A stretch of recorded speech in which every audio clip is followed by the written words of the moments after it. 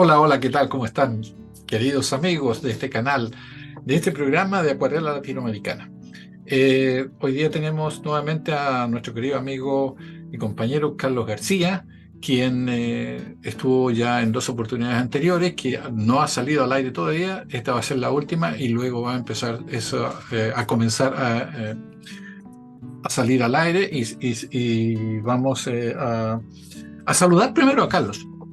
Hola, Carlos, ¿cómo estás?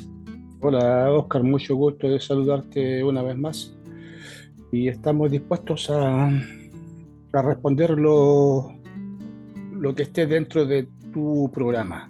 Sí, bueno, hay muchas cosas que quedan en la historia misma. Muchos compañeros ya han relatado más o menos parecido a lo que nosotros, inclusive hay cosas que hemos vivido nosotros juntos también. Eh, Fueron 3 años muy largos, muy intensos. Yo creo que hay que avanzar un poquito más ahora, llegar un poco a la realidad concreta en que estamos viviendo y cómo ha sido todo esto, cómo ha sido, digamos, todo este proceso, toda esta resistividad que ha tenido, que nos han dejado al margen muchas veces en nuestras peticiones y lo que nosotros estamos hasta el día de hoy exigiendo. ¿Qué me dices, Carlos?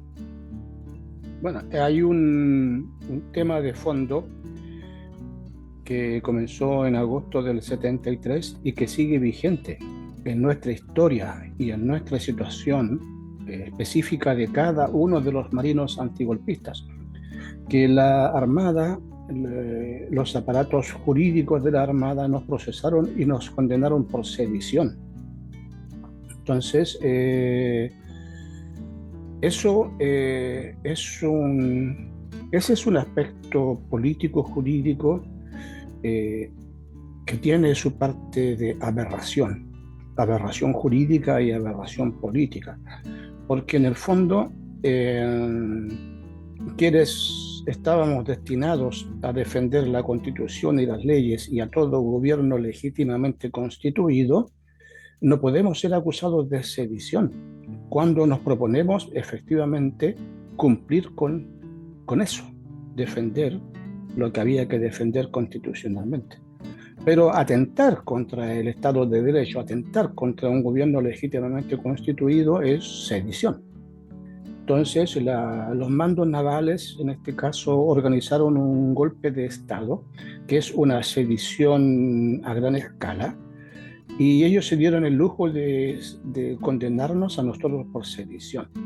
Bueno, ya sabemos que para eso tuvieron que pedir autorización al gobierno, que en ese momento era todavía el gobierno de Salvador Allende, a través del Ministerio del Interior.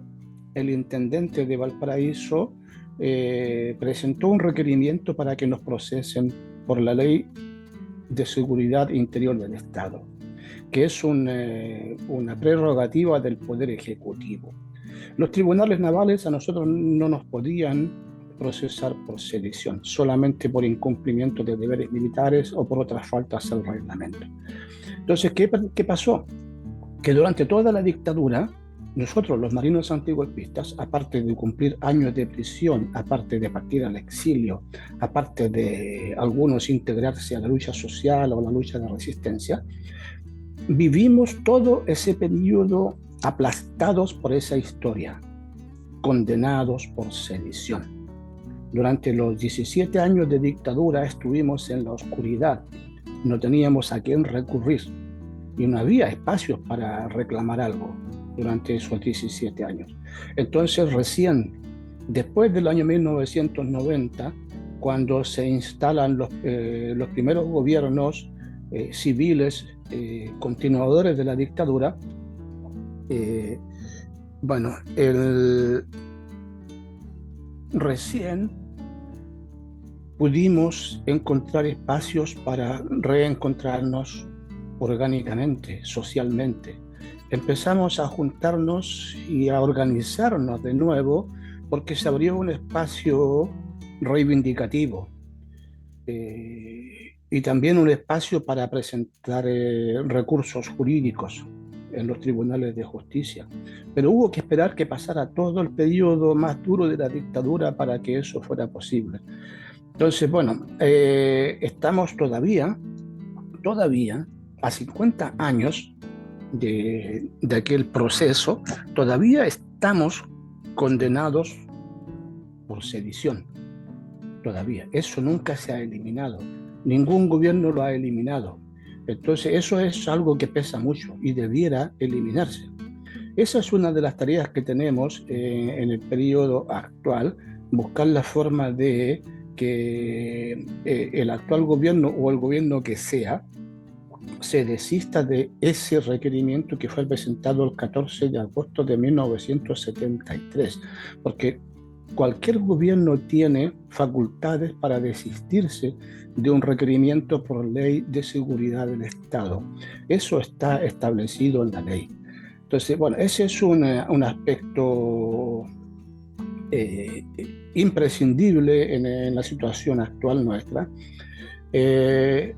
A raíz de los 50 años de nuestra detención, se han ido realizando distintos actos conmemorativos y han ido surgiendo inquietudes diversas que nos pueden llevar a reestudiar nuestra propia historia, porque hay mucho que hacer. Nosotros nos damos cuenta de que después de 50 años, en lugar de que nuestra historia vaya quedando atrás, ya olvidada, es lo contrario, ocurre lo contrario. Nuestra historia sale cada día más a flote a medida que más la analizamos, más elementos salen y nuevas tareas van surgiendo.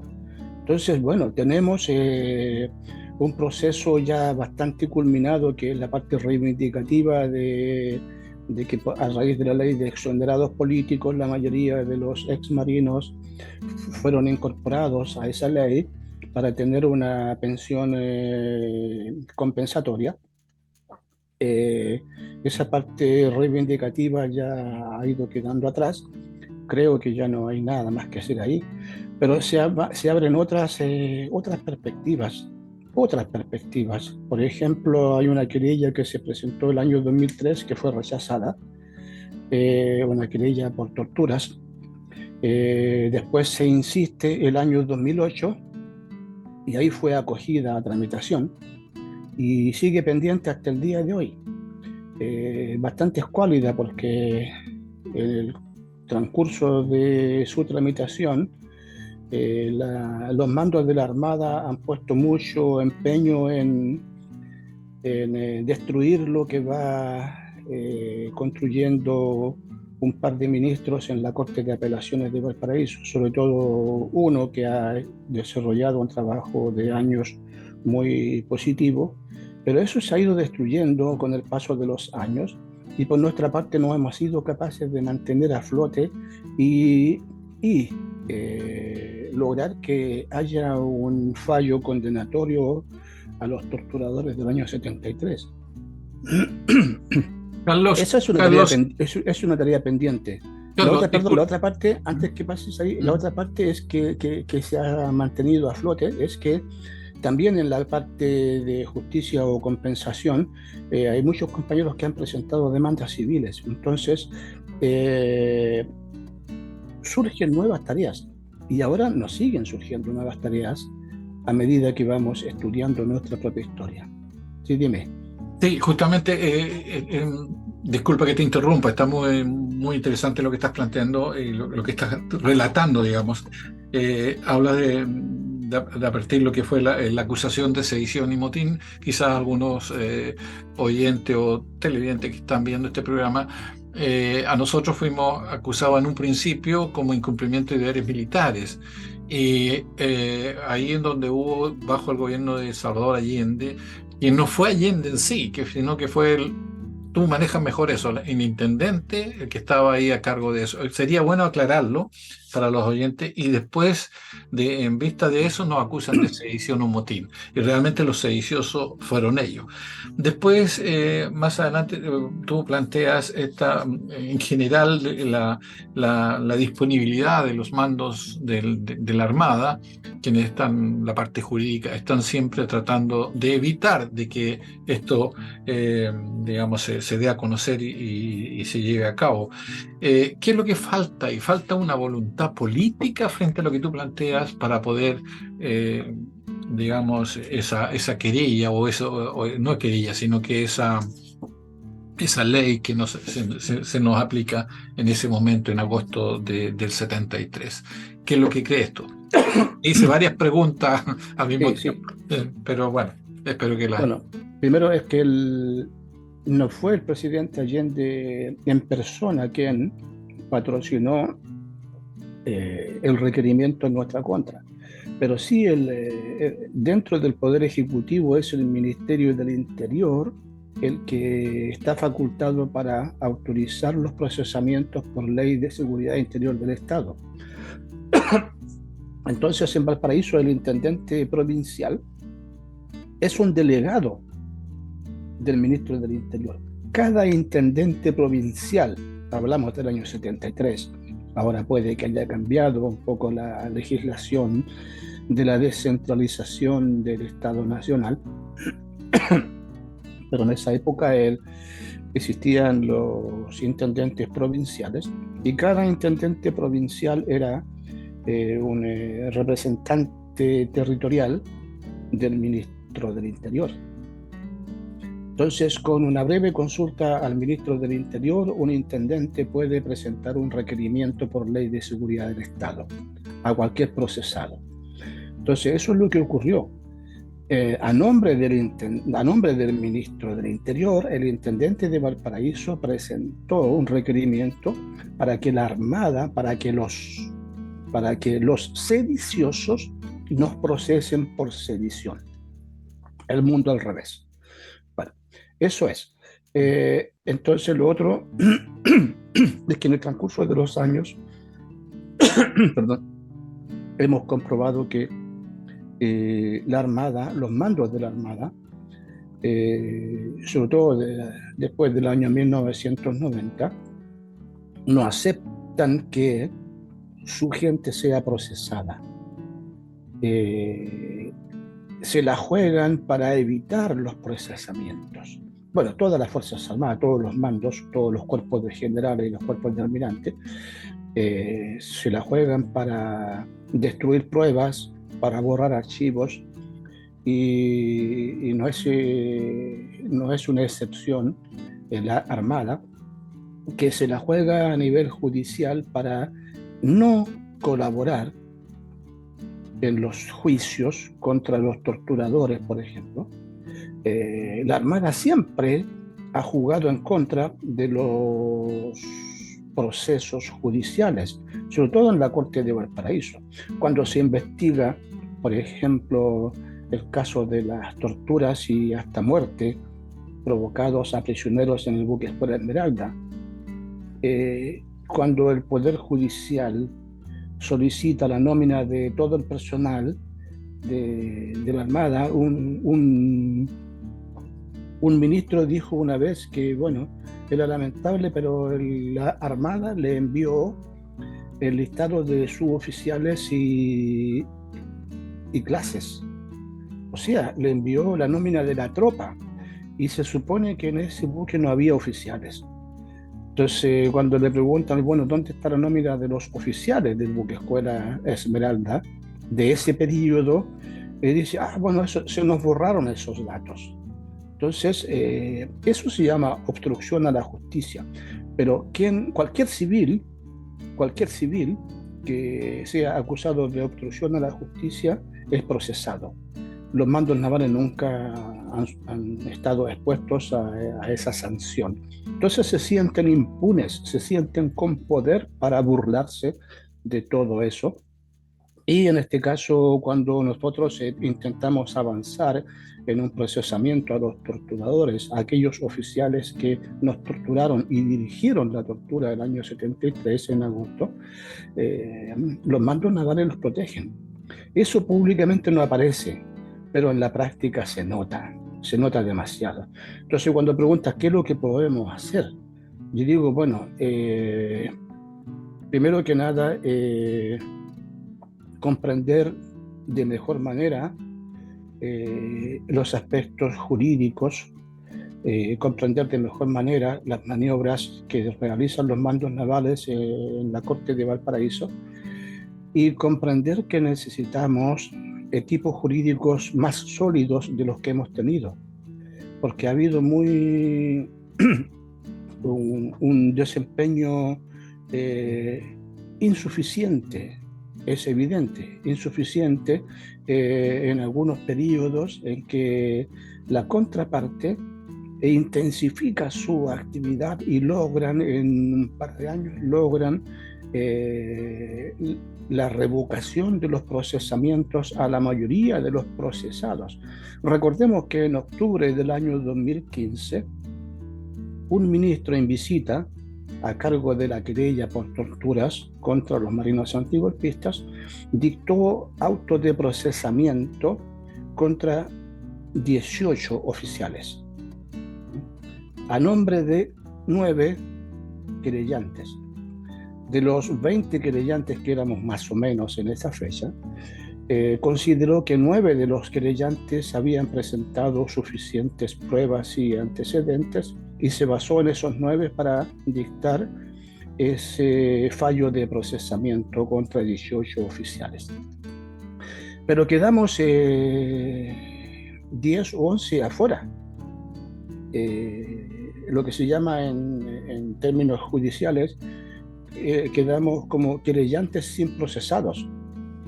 Entonces, lo que esperábamos era que se presentara un recurso de urgencia pidiendo diligencias para que seamos tomados en cuenta los demás querellantes. Pero eso no se hizo. Y pasaron años y no se hizo. Entonces se hizo después, demasiado tarde. Y cuando ya se hizo, o se intentó hacer, ya la Armada y sus abogados habían logrado la liberación de cargos contra 15. De los 18 quedaron 3 procesados. 3 procesados. Es un fracaso notorio. Es un fracaso notorio. Entonces, nos ha faltado más agresividad, estar más encima de todo eso, salirle al paso a las maniobras de los querellados, de los procesados y de sus defensores, entre ellos el mando naval. Y cuando intentamos reaccionar puede que sea tarde, pero no podemos dejar de lado la reacción frente a eso. Por ejemplo, el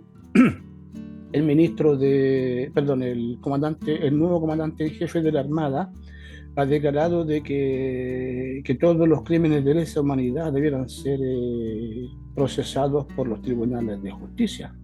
Pero resulta que aquí estamos en un caso de que él mismo se contradice, porque su institución, en la que él es el comandante en jefe actual, se ha negado sistemáticamente a colaborar con la justicia para que efectivamente sean procesados aquellos que él menciona, los responsables de crímenes de lesa humanidad. Entonces ahí estamos en una contradicción grave y un grupo de marinos le hemos enviado una carta abierta, una carta pública que se entregó el martes 29 de agosto. Y bueno, son actividades que nosotros podemos desarrollar para no quedarnos esperando que algún día alguien haga algo por nosotros. Tenemos que movernos nosotros mismos. Entonces en eso estamos, tenemos todavía mucho trabajo y yo creo que estamos luchando contra el tiempo, porque ya han ido falleciendo como el 20% de todo el grupo que éramos, porque ¿cuántos fuimos al final condenados en los dos procesos, en la 3941 y en la 3926, que son las dos causas que procesaron a los marinos antigolpistas?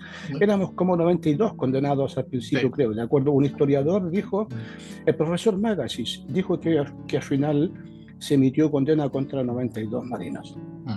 ¿Ya? Bueno, de eso... 19 han muerto. Han muerto 19. Ya, entonces yo creo que ya se puede considerar casi el 20% de los compañeros que han fallecido. Entonces, cuando nos miramos nosotros mismos, decimos, bueno, en algún momento me va a tocar a mí y ya voy a ser el número 20, o a lo mejor otro compañero va a ser el número 20, y suma y sigue. Y bueno, entonces también eso tiene relevancia. Entonces, son temas que a mí me preocupan mucho porque yo llevo años ayudando a los abogados. Yo no soy jurista, pero sí he estudiado bastante sobre temas jurídicos como aficionado y me manejo un poco en esos temas. Entonces, me ha gustado ayudar a los abogados durante todo esto, pero son ellos los que han debido enseñarnos a tiempo a nosotros de que hay cosas que se deben realizar sin demora, y eso ha ocurrido. Entonces, bueno, nos estamos encontrando ahora que hay compañeros que dicen, mira, la querella ya está moribunda, es muy difícil reactivarla,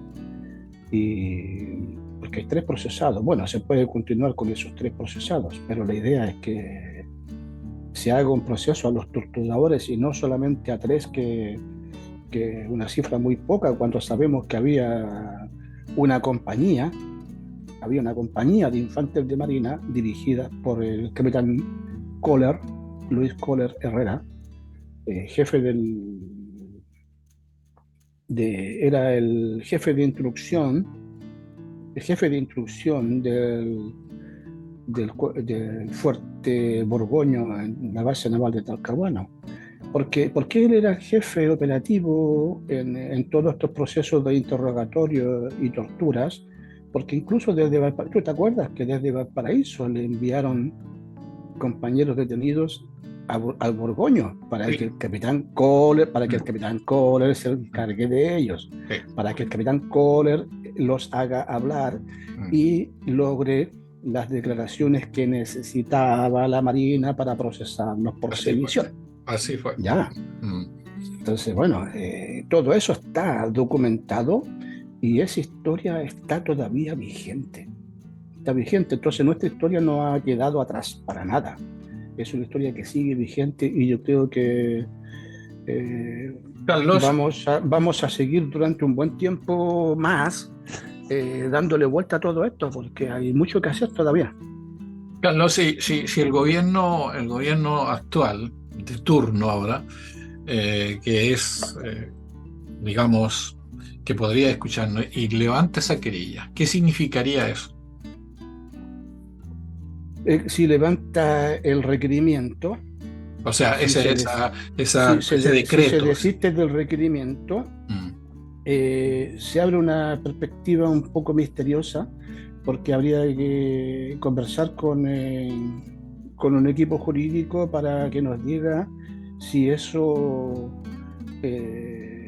anula automáticamente el proceso por sedición o habría que presentar un recurso. Yo creo que habría que presentar un recurso ante un tribunal de justicia para que declare que ya no hay un requerimiento contra nosotros 50 años después y que, por tanto, un tribunal, una corte de apelaciones, supongo que tendrá que hacerlo, que anule, declare nulo y declare inocentes, libre de cargos, a todos los procesados y condenados en esas causas, ¿no?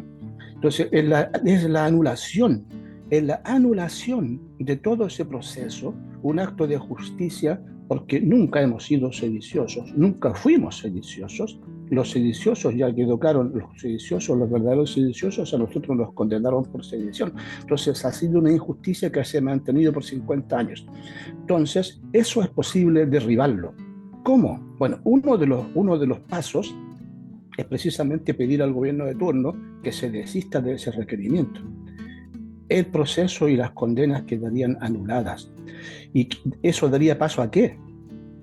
Tal vez a una demanda civil, supongo, exigiendo al Estado una compensación por toda esa injusticia que se ha mantenido vigente por 50 años. Y automáticamente eso sería un reconocimiento ya. Exactamente. Sería y eso es lo que nosotros queremos. Claro, es un reconocimiento por la vía jurídica política, ¿ya? No un reconocimiento específico de un gobierno, sino que del Estado que pone un poco de justicia ahí donde durante 50 años se ha mantenido vigente una injusticia flagrante, ¿ya? No es ningún acto ¿cómo se llama? De un gesto que se podría decir, perdón, se cortó esto, ¿no? No, está bien todo. Es que Sí. se me desapareció la imagen. No, pero sigue, tú sí, aquí te tengo captando, no hay problema. Bueno, ya. Pero aquí no sé qué pasó, se me cortó la imagen. Entonces, bueno, continúo y si tú me tienes en pantalla no hay ningún problema. Sí. Entonces, bueno, eso es para conversarlo un poco más porque hay que conversar con los abogados y sí preguntarle, bueno, eso se producirá automáticamente, tendrá efectos automáticos o habrá que presentar algún recurso ante un tribunal para que declare nulos esos procesos. Yo me inclino más por eso, por lo que yo he conocido de los procesos jurídicos que se han desarrollado en Chile. Me da la impresión que retirar un requerimiento es simplemente hacer un gesto político para facilitar algo que debe tramitarse en un tribunal de justicia.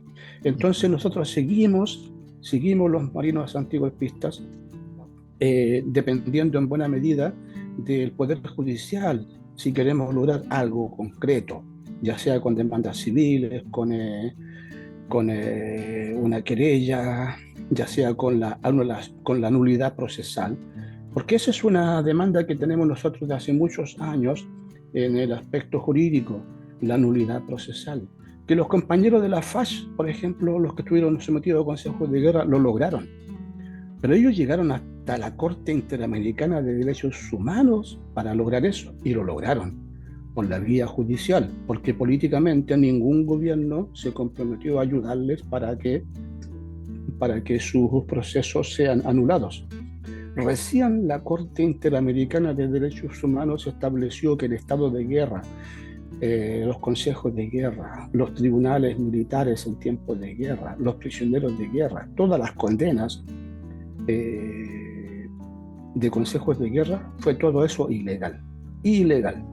Bueno, ahí hay un fallo muy importante que está disponible para todo el mundo, que si uno lo estudia, uno se da cuenta de que efectivamente nosotros también podemos buscar la forma de solicitar, de tramitar la nulidad procesal, porque ese proceso ha sido viciado desde el comienzo y creo que no debemos permitir que eso se eternice. En algún momento tenemos que buscar cómo destruir eso.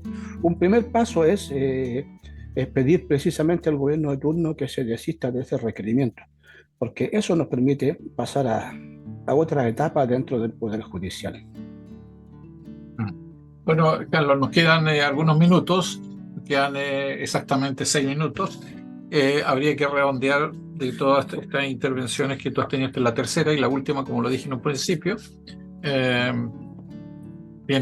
La hora pasa muy rápido, así que tienes qué pregunta que podría decir, ¿qué es lo que tienes tú, qué esperanza podrías tener? O sea, esperanza, digamos, hablemos del término, esa voluntad política, esa es la gran, ¿qué crees tú que es posible? Tengo la gran duda porque debemos entender que las Fuerzas Armadas actuales son la continuidad de las Fuerzas Armadas que dieron el golpe de Estado. Todos los mandos navales y militares en general fueron formados durante la dictadura. Los gobiernos actuales todos son la continuación del acuerdo de la transición. Por lo tanto, un acuerdo con las Fuerzas Armadas, con el poder militar. Todos son la continuación de eso. Entonces, yo creo que no es fácil esperar de que uno de esos gobiernos, sea el gobierno que sea, acepte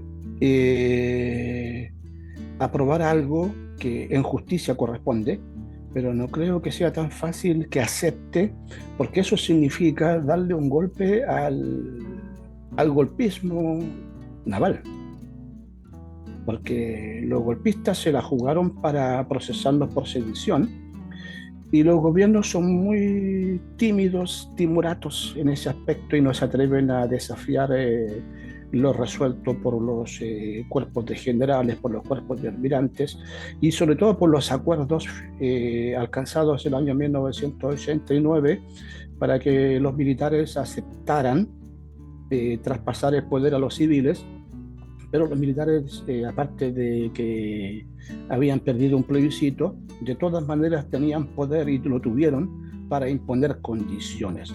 Y las condiciones fueron bien claritas, no hay cambios en la Constitución, salvo las 54 reformas que en ese momento negociaron, mantener el esquema económico, mantener la ley antiterrorista y un montón de cosas más, el modelo económico. Que